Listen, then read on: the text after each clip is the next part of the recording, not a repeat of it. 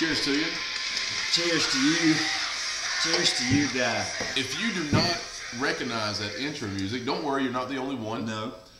That is actually TNA Impact Wrestling's opening theme music.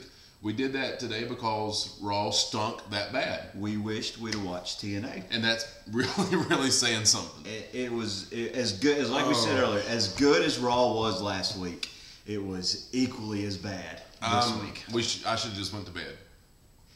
I totally agree with it. Yeah, I could have slept for 2 extra hours. I mean, honestly, nothing happened whatsoever. I feel dumber for watching that Raw. Yeah, it was non-progressive. It done nothing for the storylines. Well, I mean, you found out who the sixth person is in the Elimination Chamber.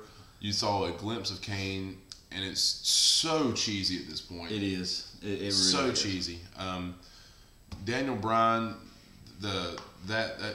that storyline, nothing. You saw he got a cheap win, and we'll get to all this stuff. Yeah.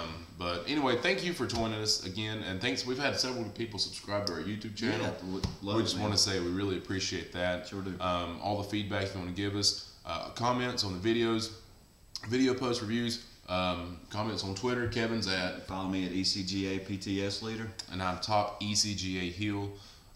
So just follow us on there. Love to talk to you. Input about shows and.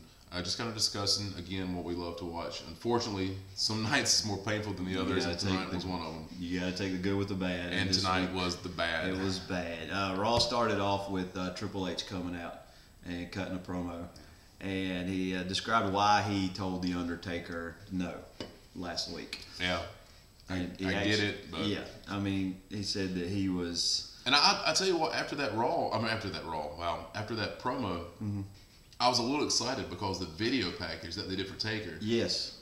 And we've talked about this before. Their video production team is top notch, but that was a different video package than I've ever seen before. It was a style you've never seen. Yeah, hadn't seen them put together something like that. So I was really excited about the show after that. And then that's kind of when things went south. It all went downhill after that.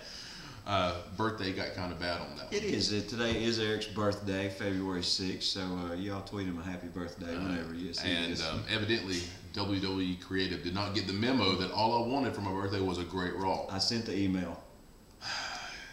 I was wondering. I did. I'm hurt. Sorry. Yeah. Maybe there's always next year.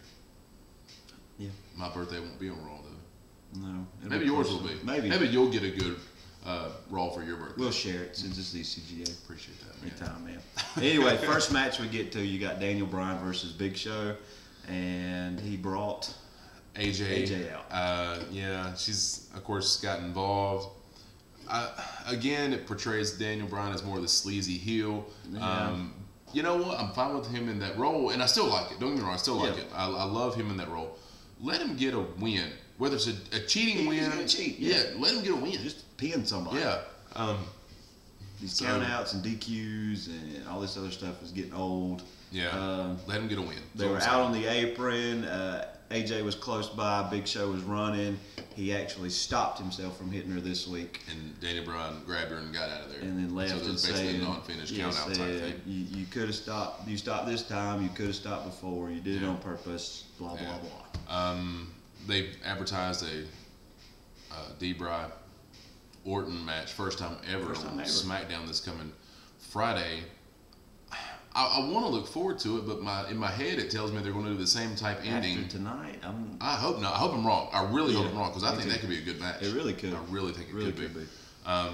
And after that, you had. I mean, there wasn't a whole lot of wrestling on the show. No. But you did have a tag match with. Yeah. You had the Great Khali and Randy Orton. Why is he in the Elimination Chamber?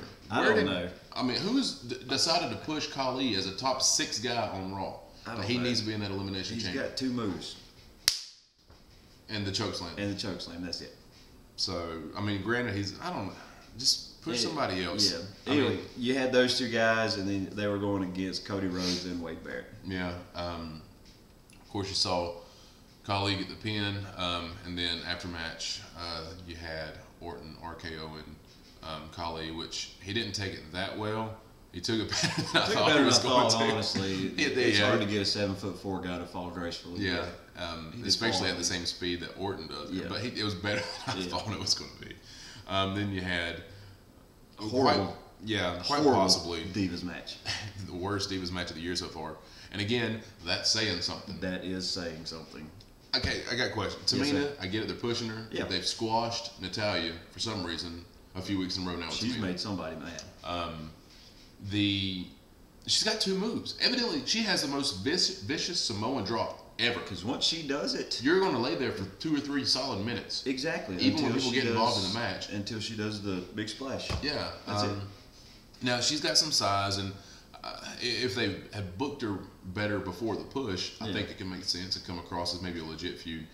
I'm trying to figure out, where's Karma? She showed up at the Rumble, and now she's gone again. I thought I had a little hope for the Divas division when she showed up at the Rumble, and now I wish they just, at this point, I wish they'd let her come back and literally take out every diva and start from scratch. yeah, just start over.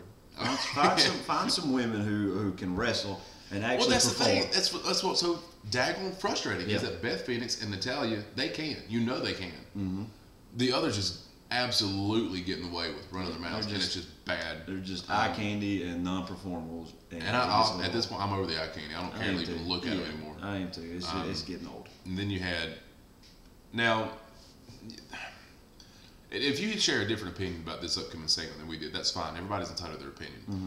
But the Otunga segment really upset me. Yes, it's horrible. Well, it was, and for me, it was more than that. I don't like the fact that they put him in a position where praying is going to get him booed. Obviously, Yeah, started that- T-bowing there, get him booed. I don't like that at all. No, you can get heel heat going about it a different way. I don't like the fact that you're almost in essence.